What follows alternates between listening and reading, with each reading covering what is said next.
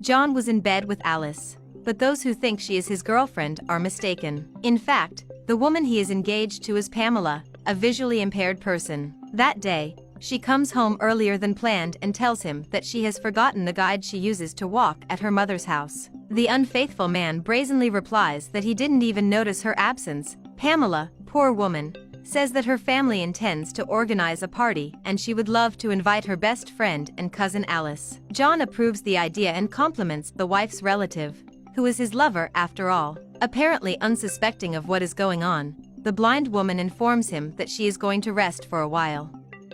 Meanwhile, right next to her, the husband and her best friend continue kissing.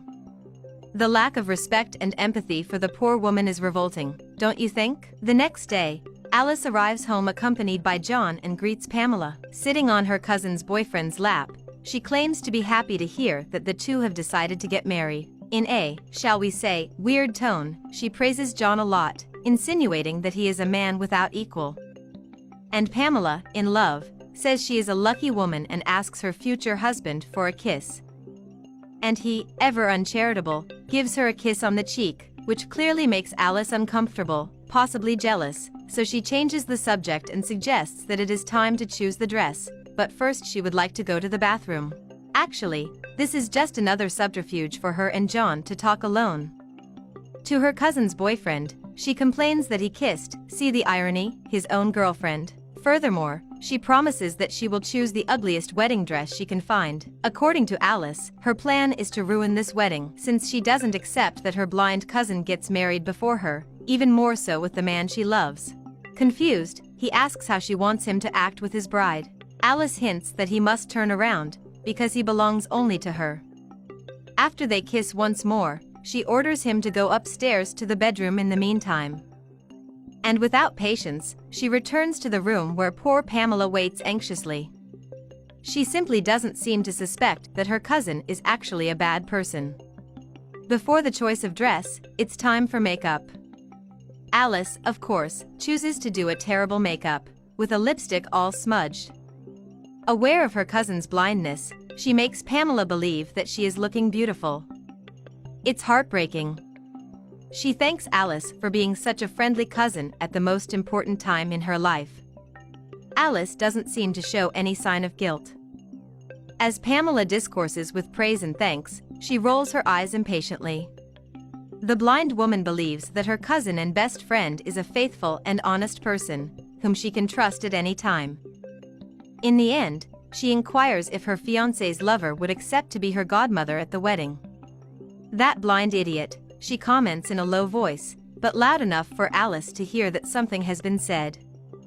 The cynical, cowardly woman denies having said anything and says she is flattered to be chosen to be her godmother at her wedding. Happy with her cousin's acceptance, Pamela asks for a hug from the one she considers a sister. Not at all comfortable, the liar indicates that it's about time, without even having chosen a real wedding dress. Without explaining why, Pamela suggests that her cousin can go ahead and in a few minutes she will leave the room.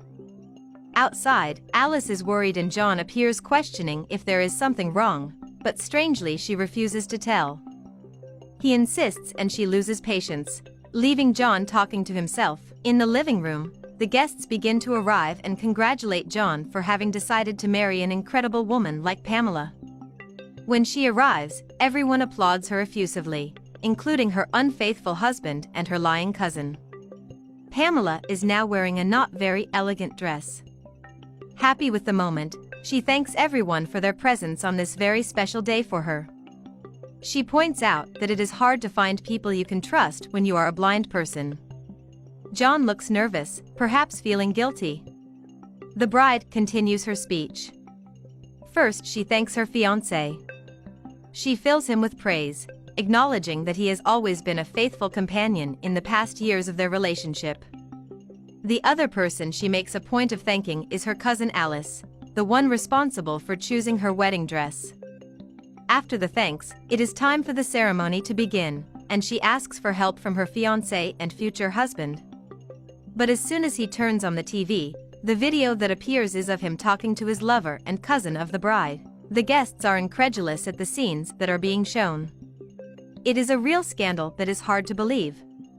The cowardly man remains silent, while Pamela cracks a slight smile, a token that she has planned this revelation very well. Ashamed, Alice angrily stands up and demands that the TV be turned off. Pamela asks for calm and tells that in addition to the video she has prints and photos that prove the betrayal of the two. John asks how she knows all this. After all, she is blind. At this moment, Alice takes off her glasses and reveals that she had surgery during those days she was away. The betrayed woman comments that she suspected that he had a mistress, but never suspected that this woman would be her cousin. The man tries to apologize and claims to be able to explain himself. However, there is nothing to explain, as Pamela saw and heard everything they were planning. The cousin is also a coward and insinuates that things didn't happen that way. No longer able to bear to look at the two shameless liars, she demands that they both leave her house immediately and never come back. Alice and John try once again to calm Pamela down. But what they have done, there is no forgiveness, and the best she can do now is to purge them both from her life. Finally, she will be able to start a new life away from two parasites.